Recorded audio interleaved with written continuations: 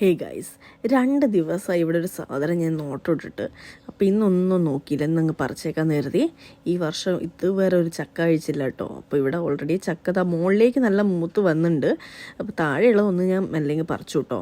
അപ്പോൾ ചക്ക ഉപ്പേരി വെക്കാമെന്ന് കരുതി മുറിച്ച് റെഡിയാക്കി. മുറിക്കൽ കുറച്ച് പണിയാണ് കേട്ടോ, എന്നാലും സാരമില്ല. അതിൻ്റെ ടേസ്റ്റ് വിചാരിക്കുമ്പോൾ അങ്ങ് ഉണ്ടാക്കുക തന്നെ.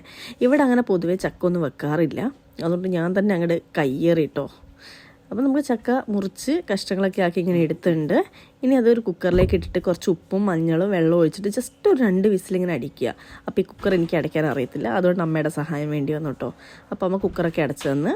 അപ്പോൾ നമുക്ക് 2 വിസിൽ അടുപ്പിച്ചിങ്ങനെ എടുക്കാം. അപ്പോഴത്തേക്ക് ഞാൻ പുറത്ത് പോയി കുറച്ച് കാന്താരിയൊക്കെ നുള്ളി എടുത്തിട്ടുണ്ട്. അതേപോലെ 2 തണ്ട് കറിവേപ്പിലയും എടുത്തിട്ടുണ്ട്. എല്ലാം ഇവിടെ പറമ്പിലുണ്ട് കേട്ടോ. പറമ്പിലോട്ട് ഇറങ്ങി അങ്ങ് പറിച്ചാൽ മതി.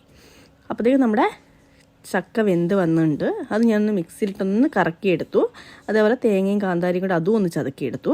പിന്നെ നമുക്ക് ഒന്ന് കടുക് പൊട്ടിച്ചെടുക്കാം. കടുകും അതേപോലെ വറ്റൽമുളകും കുറച്ച് അരിയും ഇട്ടിട്ട് വറുത്തെടുക്കുന്നുണ്ട്. പിന്നെ അതിലേക്ക് കുറച്ച് കറിവേപ്പിലയും കൂടി അങ്ങ് ഇട്ട് കൊടുത്തു. അതൊന്ന് നന്നായിട്ട് മുരിഞ്ഞ് വന്നപ്പോഴത്തേക്ക് അതിലേക്ക് ഞാൻ ചക്കയും തേങ്ങയും എല്ലാം കൂടെ ഒതുക്കിയതങ്ങ് ഇട്ട് കൊടുത്തു. ഇനി നന്നായിട്ടൊന്ന് മിക്സ് ചെയ്ത് അടച്ച് വെക്കാം. ജസ്റ്റ് ഒരു 5 മിനിറ്റ് സംഭവം റെഡി.